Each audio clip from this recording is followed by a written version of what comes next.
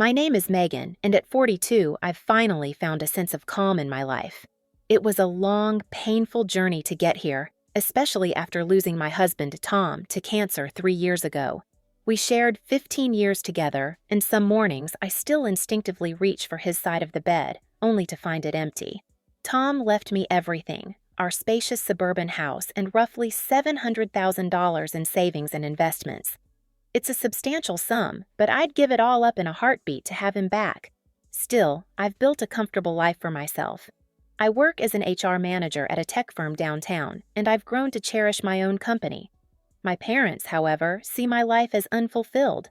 Mom calls it wasting away, and Dad just agrees with her, as he always does. Married for 45 years, they can't fathom why I haven't remarried. "You're still young enough to find someone," Mom insists during every visit, adding, "And it's not too late for children. There are options now." I visit my parents once a month, always on a Sunday, driving 2 hours to their home, a trip I've come to dread. The moment I step through their door, the lectures start. "Megan, I saw Susan Williams at Bridge Club," Mom will say, her tone falsely casual. "Her son David is divorced now. He's an accountant, you know." What she leaves out is that David, at 39, still lives in his mother's basement and has been unemployed for 3 years. I'm well aware of these eligible sons of Mom's friends. They're looking for someone to support them, not a partner. "Thanks, Mom, but I'm not interested in dating right now," I always reply. Last Sunday's visit began like the others. I arrived at noon, helped Mom prepare lunch, and steeled myself for the usual relationship talk. But this time, something felt off. My parents were unusually quiet during lunch, which made me suspicious. "Is everything okay?" I asked, unable to ignore the tension. Mom and Dad exchanged a glance. "Well," Mom said, carefully folding her napkin, "we're worried about your brother." That caught me off guard. Jake, my brother, is 35, 7 years younger than me. Unlike me, he followed a conventional path, marrying Vanessa 3 years ago. My parents adored Vanessa from the start. She's pretty, polite, and eager to have a large family. "What's wrong with Jake?" I asked. "He lost his job," Dad said. "His company downsized and he was let go. Now he and Vanessa can't afford their rent. They're facing eviction by the end of the month." I nodded slowly, already sensing what was coming. "They need a place to stay," Mom said, her voice shifting from concern to insistence. "Just until Jake finds new work and they save enough for a new apartment." I sighed. "Jake's a mess, Mom, you know that, and I'm used to living alone." "He's your brother," Mom snapped. "Family helps family, and Vanessa is such a sweet girl. She'll help with chores. They won't be any trouble." I wasn't convinced. Jake has always been the golden child in my parents' eyes, but he's also impulsive and disorganized. Even as a kid, his room was a disaster zone, and while Vanessa seems pleasant enough from our brief encounters at family events, I barely know her. "How long would they need to stay?" I asked. "Just a few months," Mom said firmly. 3 at most. Jake already has some promising job leads. I had my doubts. Layoffs have been rampant in the pharmaceutical industry, and Jake's track record didn't inspire confidence. "Please, Megan," Mom said, reaching across the table to clasp my hand. "We'd take them in ourselves, but you know our condo is too small." Their 2-bedroom place was indeed cramped for 4 adults, and my house, by contrast, had ample space. After an hour of guilt trips and assurances that Jake and Vanessa would be model house guests, I gave in. "Fine," I said reluctantly. "They can stay with me for a little while, but we need clear ground rules." Mom's face brightened with relief. "Oh, thank you, sweetheart. Jake will be so grateful. I'll call him now." As she hurried to the phone, Dad patted my shoulder. "That's my girl. Jake's lucky to have a sister like you." I managed a faint smile, already second-guessing my choice. But how bad could it be? A few months with my brother and his wife. I could manage that, couldn't I? A week later, Jake and Vanessa arrived at my doorstep with 4 suitcases and hopeful expressions. "Sis," Jake said, pulling me into a tight hug, his familiar cologne stirring memories of our childhood.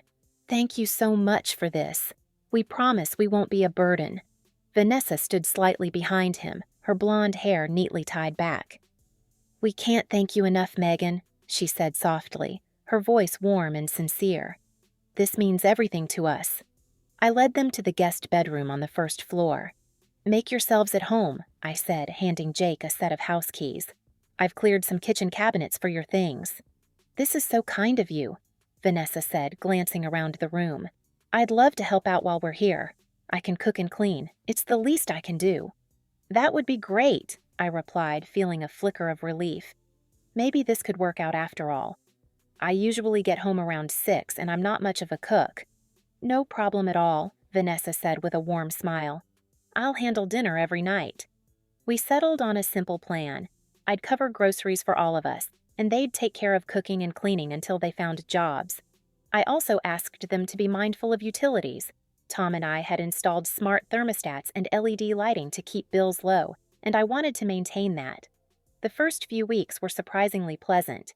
I'd come home to delicious home-cooked meals, Vanessa was a talented cook, and a spotless house. Jake spent his days job hunting, while Vanessa kept everything in order. After years of living alone, I even began to enjoy the company. But about a month into our arrangement, things started to shift. The hot dinners that greeted me after work became less frequent, and the house wasn't as tidy as before. One Tuesday, I came home to find the kitchen untouched since breakfast, with dishes piled in the sink. I made myself a sandwich and ate alone. Around 7:30, Jake and Vanessa finally walked in. "Oh, you already ate," Vanessa said, barely looking at me as she set her shopping bags on the counter. "Yeah, I figured you were busy," I said, keeping my tone even. "Everything okay?" Jake grabbed a beer from the fridge. "Just running some errands," he said casually. I noticed Vanessa's bags were from high-end stores I rarely shopped at, even with my comfortable salary. How were they affording luxury shopping when they couldn't pay rent? The next evening was much the same. No dinner prepared, and the house in disarray. When they finally showed up, I decided to address it. "I thought we agreed you'd handle dinner and keep the place clean," I said, reheating leftovers in the microwave. Vanessa let out a theatrical sigh. "I've been swamped lately," she said. "I'm starting a business with some friends, and we've been meeting here during the day to plan it." "Here?" I asked, a surge of irritation rising. "You've been bringing people into my house?" "It's just a few friends," Vanessa said with a shrug. "We needed a place to meet." I set down my fork. "Vanessa, this is my home. I don't know these people, and I'm not okay with strangers being here when I'm not around." "They're not strangers, they're my friends," she shot back. "They're strangers to me," I replied firmly. "If you need to meet, use a coffee shop or one of their places." Vanessa glared at me, then tossed her fork onto her plate with a loud clink. She shoved her chair back and stormed off to their bedroom. Jake fixed me with a scowl. "Nice going, sis. She's trying to build something here." "Jake, I'm not trying to be difficult," I started, but he didn't let me finish. He stood and followed his wife, leaving me alone at the table. After that night, the atmosphere in the house shifted completely. Vanessa stopped acknowledging me entirely. No morning greetings, no casual check-ins, nothing. She also stopped cooking for me altogether. I'd come home to find takeout containers or dirty pans, clear signs they'd eaten, but nothing set aside for me. I reverted to making my own meals, just as I had before they moved in. 2 months into their stay, I was starting to feel like an outsider in my own home. One evening, I found them lounging on my living room couch, watching TV and eating a large pizza. They didn't offer me a slice. I decided it was time to address things again. "Hey guys," I said, keeping my tone neutral. "How's the job hunt going?" Jake barely glanced away from the screen. "Oh, making progress." "What does that mean?" I pressed. He shrugged. "I've had a couple of interviews, nothing firm yet." Vanessa didn't even look at me. "It's been 2 months," I reminded them. "We agreed this was temporary." "We'll let you know when we have news," Jake said dismissively, turning back to the TV. As I pulled into my driveway, I noticed an unfamiliar car parked in my spot. Puzzled, I parked on the street and walked inside. The moment I opened the door, I saw several large suitcases lined up in the hallway. Voices drifted from the living room, more than just Jake and Vanessa's. I walked in to find an older couple seated on my couch, Vanessa's parents, Robert and Linda, whom I'd met only a few times at family events. The room fell silent as I entered. "Megan?" Jake said with exaggerated cheer. Look who's here. I forced a smile. Hello, Robert, Linda. Good to see you.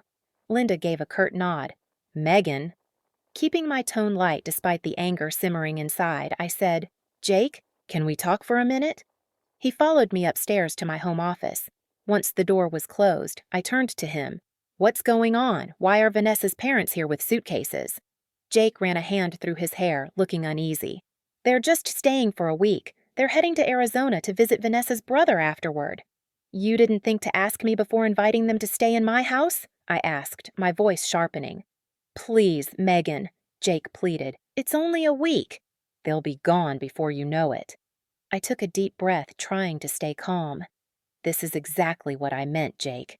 This is my home. You can't invite people to stay without my permission. I know, I'm sorry, he said, but they're already here. What am I supposed to do? Send them to a hotel? I looked at Jake's desperate expression and felt myself relenting, despite my better judgment. Fine, I said. 1 week, and that's it. Jake's face brightened. Thanks, sis. You're amazing. As we returned downstairs, I noticed Vanessa had prepared dinner, suddenly helpful now that her parents were here. We sat down to eat, and I tried to stay civil despite my frustration. So, Megan, Linda began, her tone overly polite, this is such a beautiful home. How many bedrooms does it have? 4, I said, focusing on my plate. And you live here all by yourself? Robert asked. Yes, I replied. Tom left me everything when he passed. I didn't like discussing my personal affairs with near strangers. Such a big house for one person, Linda remarked. How do you keep up with it? I manage just fine, I said, my tone clipped. Linda exchanged a glance with Robert. If I had a house this large, she said, I'd probably sell it. Too much space for one, and the money could help family in need. I nearly choked on my water. Excuse me? Well, Linda continued, you could sell this place, give half to Jake and Vanessa so they could buy their own home and get something more suitable for you. Her boldness left me momentarily speechless. Jake stared at his plate, visibly uncomfortable. Keeping my voice steady, I said, when you have a house of your own, Linda, you're free to sell it and give the money to your children. This is my home, and I'm not selling. A tense silence settled over the table. Linda pursed her lips, and Vanessa shot me a venomous glare. We finished the meal with stilted small talk. The next week was unbearable. Every time I entered a room, conversations stopped abruptly. Linda and Robert pried into my finances, my job, and my personal life with intrusive questions. They treated my home like a hotel, leaving wet towels on the bathroom floor and dirty dishes in the sink. I counted the days until their departure.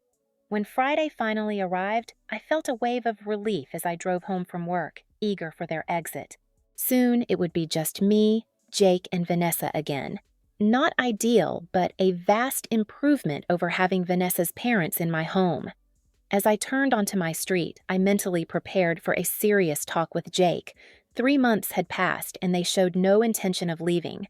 It was time to discuss their job search and a firm timeline for moving out. I pulled into my driveway and approached my front door. When I opened it, I stopped dead in my tracks. Several of my suitcases sat in the hallway. Bewildered, I opened one to find my clothes sloppily folded and stuffed inside, my toiletries jammed into a side pocket. Voices came from the living room. My heart racing, I walked in to see Jake, Vanessa, and her parents huddled together, reviewing what looked like a guest list. "What's going on?" I demanded, my voice sharp. "Why are my things packed?" They exchanged uneasy glances, and for a moment, no one spoke. Finally, Vanessa shrugged. "We're planning my parents' 35th anniversary party," she said. "Their relatives are coming here tomorrow." "Here, in my house?" I asked, stunned by her audacity. "It's just for the weekend," Jake said, his voice feeble.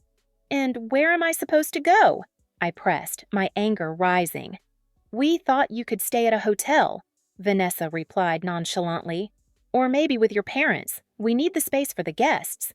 I stared at them, utterly speechless. They had packed my belongings and planned to oust me from my own home for a party I hadn't even been informed about. "This is my house," I said slowly, my voice trembling with fury. You don't get to decide who stays or who leaves. If anyone's going to a hotel, it's your relatives." "Don't be absurd," Linda scoffed. "We can't ask family to stay at a hotel." "But you can ask me to leave my own home?" I said, incredulous. "It's just one weekend," Vanessa said, waving off my objection. "Don't be so selfish." "Selfish?" I nearly shouted.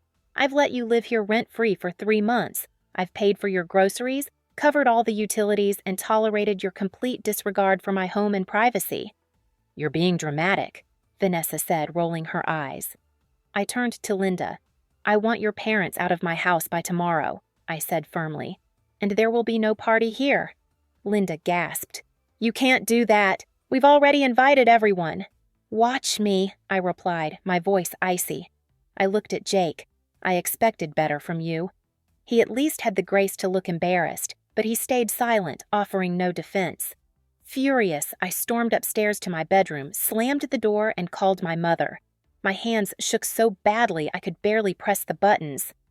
"Mom," I said when she picked up, "Jake and Vanessa are trying to kick me out of my own house for the weekend so Vanessa's parents can throw an anniversary party here."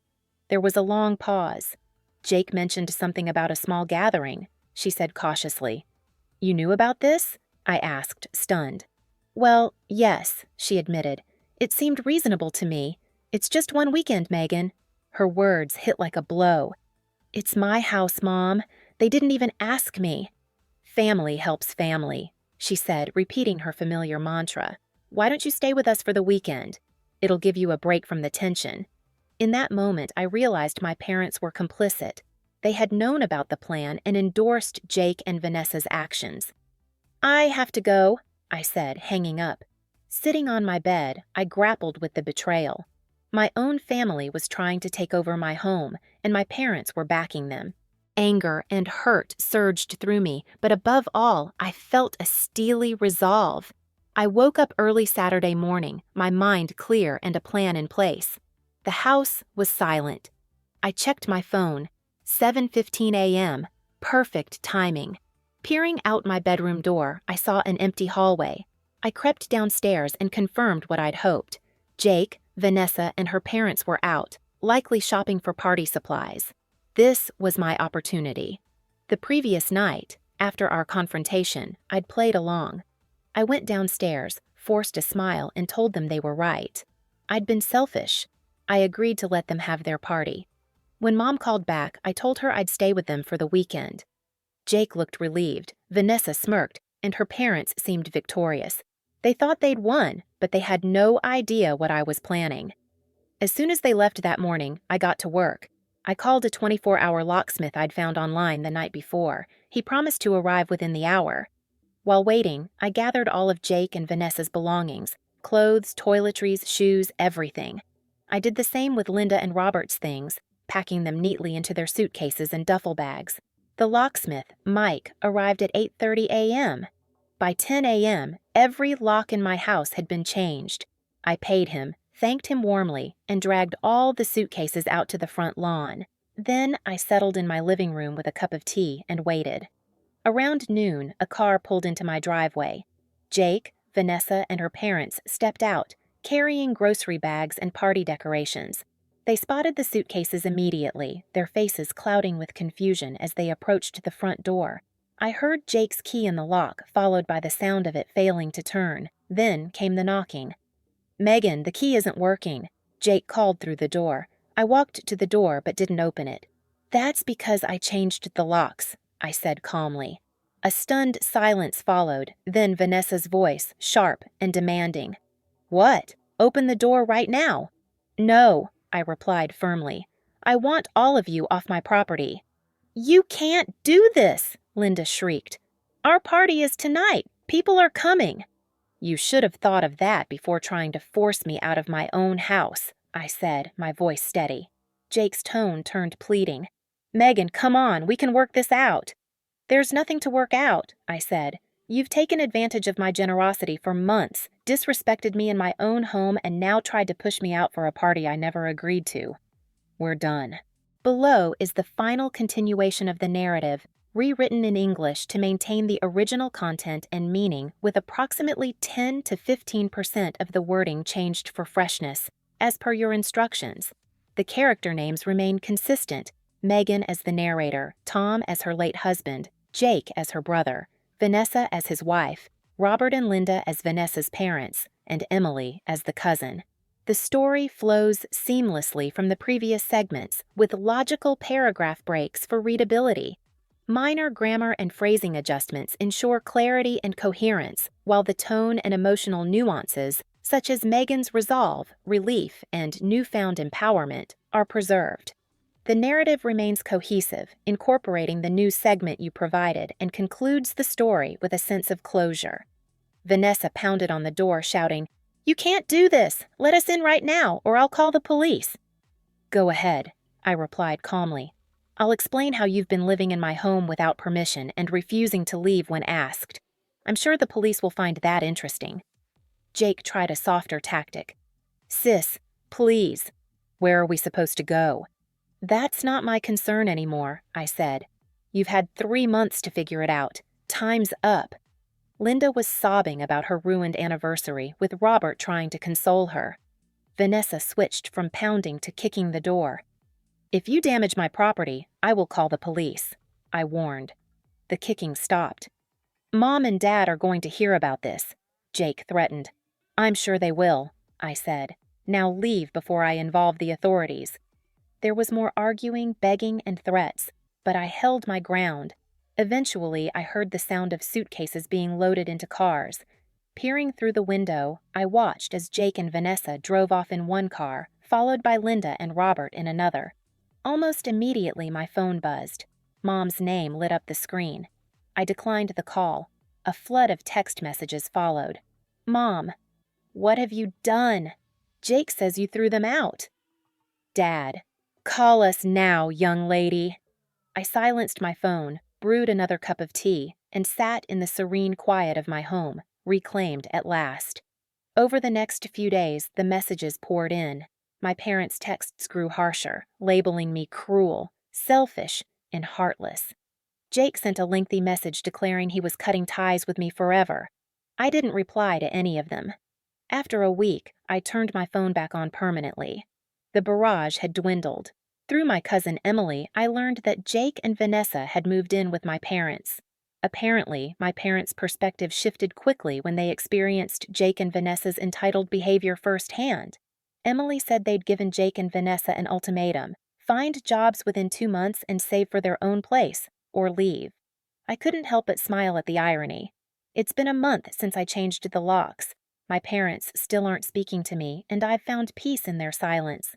No more lectures about my life choices, no more pressure to date unsuitable men, no more guilt trips about not having children. I've rediscovered the tranquility of my home and reestablished my boundaries. Some might call me selfish for refusing to let my family take advantage of me, but I see it as self-respect. Perhaps one day we'll reconcile. Maybe my parents will see that their golden child isn't so perfect. Maybe Jake will mature and take responsibility for his life instead of relying on handouts. Maybe Vanessa will learn that family isn't a resource to exploit. Or maybe not. Either way, I'm done being the family doormat. Last weekend, I repainted the guest bedroom a vibrant, cheerful yellow that lifts my spirits every time I see it. I've started hosting dinner parties for friends again, something I'd stopped when Jake and Vanessa moved in.